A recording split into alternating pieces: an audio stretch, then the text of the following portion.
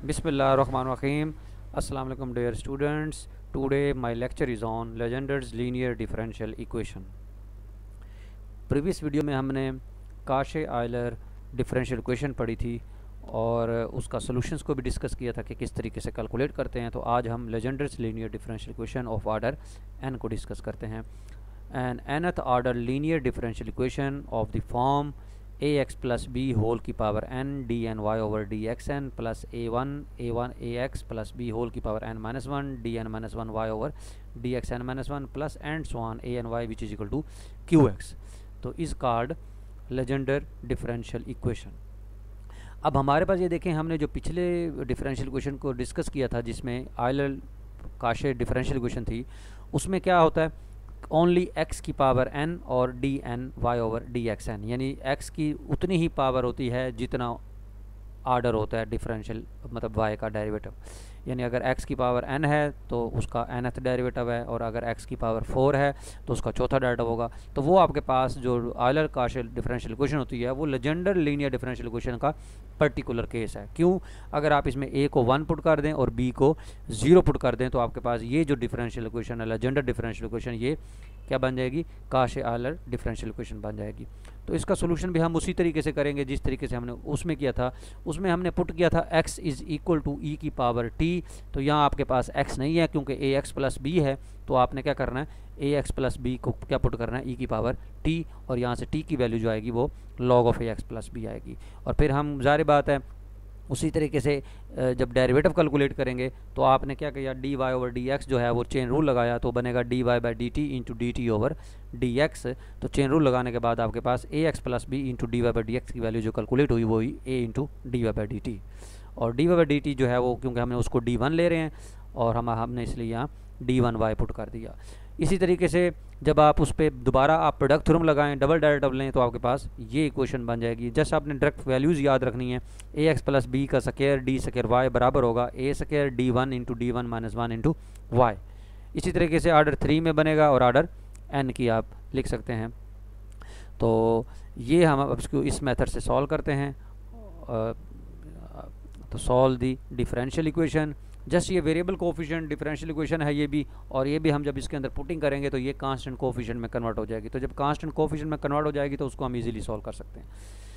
तो देखें ये x प्लस 2 की power 3 D 3 plus x plus 2 का square D square plus x plus 2 into D minus 1 into y is equal to 3x square. तो ये आपके पास क्या है, ये देखें आपका जो a बनता है वो 1 बनता है और जो b बनता है वो आपका 2 है, क्योंकि देखें ये यहाँ होता है a x प्लस b, तो a आपका 1 b आपका 2 और q आपका है 3x स्क्वायर।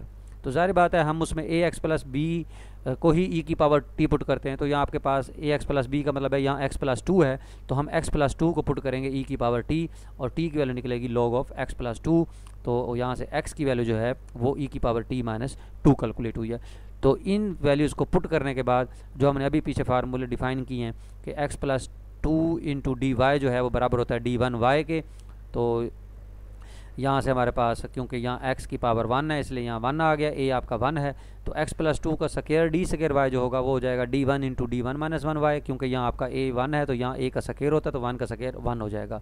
इसी तरीके से क्यूब की वैल्यू भी लिख लें और ये वैल्यू जो है आप गिवन डिफरेंशियल इक्वेशन में पुट करें तो आपके पास पुटिंग करने के बाद देखें ये डिफरेंशियल इक्वेशन जो है ये इक्वेशन नंबर 1 जनरेट हो गई है। यानी जहाँ जहाँ आपके पास x प्लस 2 था वहाँ आपने e की पावर t पुट कर दी है और उसको सिंप्लीफाई करने के बाद आपने वैल्यू फार्मूले यूज़ किए हैं और इक्वेशन 1 बन गई है। तो ये आपके पास नॉन होमोजीनियस डिफरेंशियल इक्वेशन है। तो हम सबसे पहले ऑक्सिलरी इक्वेशन बनाएंगे उसकी, और ऑर्डर 3 में है तो इसके सिंथेटिक डिवीजन से इसके फैक्टर बना लें या इसमें से देख लें कि यहाँ से देखें कुछ कॉमन अगर आ रहा है तो फैक्टर बन है तो ठीक है, अदरवाइज़ इसका 1 रियल रूट है तो सिंथेटिक डिवीजन यूज़ करते करते आपने इसके ये फैक्टर्स बना लिए। तो यहाँ से एक रूट इसका 1 आ गया, इस पर क्वाड्रेटिक फार्मूला लगाया तो इस पर कम्प्लेक्स रूट्स आ गए, तो 1 प्लस माइनस 3 से रूट ओवर 2। तो आपका जो जनरल सोल्यूशन बनेगा वो बनेगा c1 e की पावर t, और ये कम्प्लेक्स में है तो इसलिए e की पावर 1/2 रियल पार्ट है तो ये आएगा e की power t/2। c2 cosine imagine part आपका 3 से रूट ओवर 2 है, t प्लस c3 साइन 3 से रूट 2 ओवर t। तो ये आपका वाई सी आ गया। अब IP कैलकुलेट करेंगे, वो आपके पास एक्सपोनेंशियल फंक्शन है तो इसको अलग अलग डिवाइड कर दें, e की पावर 2t को अलग डिवाइड करें, e की पावर t को अलग डिवाइड करें और 4 को अलग डिवाइड करें। तो 4 को लिख सकते हैं हम e की पावर 0 3 4 12 हो गया ना, और e की पावर 0 1 होता है ना, तो e की पावर 0। तो यहाँ एक्सपोनेंशियल केस लगा दें, हमने एक्सपोनेंशियल केस पढ़ा हुआ है कि जो e की पावर में t का या x का कोफिशिएंट होता है वो हम d की जगह पुट करते हैं, और अगर आंसर 0 आ जाए तो हम उसको मतलब ऊपर t से मल्टीप्लाई कर देते हैं और नीचे डिफरेंशिएट कर देते हैं। तो जब उन्होंने देखें फर्स्ट टर्म में उन्होंने कल 2 पुट किया, t का कोफिशिएंट 2 है तो d की जगह 2 पुट किया तो उसका कैलकुलेट हो गया आंसर। लेकिन नेक्स्ट स्टेप में यानी दूसरी टर्म आपके पास जो है, जब 1 पुट किया तो क्योंकि सिंथेटिक डिवीजन उसका 1 उसका रूट था इसलिए वो 0 हो गया, तो t से मल्टीप्लाई किया और नीचे डेरिवेटिव ले लिया। और इसी तरीके से क्योंकि यहाँ 0 पुट किया तो 0 उसका रूट नहीं है, इसलिए ये इसका 12 यानी टोटल 0 0 0 यानी -1 ही आंसर आएगा, तो ये -12 लिख दिया। तो इसको भी आपने डेरिवेटिव लेना है और फिर अगेन आपने t का कोफिशिएंट 1 पुट करना है, तो आपका ये पर्टिकुलर सोल्यूशन हासिल हो जाएगा। और फिर आपने ये कंप्लीमेंट सोल्यूशन और पर्टिकुलर सोल्यूशन को ऐड करना है तो आपका जनरल सोल्यूशन हासिल हो जाएगा। तो ये in the term of t आया है। हमारे पास t की वैल्यू होती है log ऑफ x प्लस 2। पीछे हमने जब पुट किया था कि x प्लस 2 को हमने e की पावर t पुट किया था, तो t की value log of x plus 2 थी।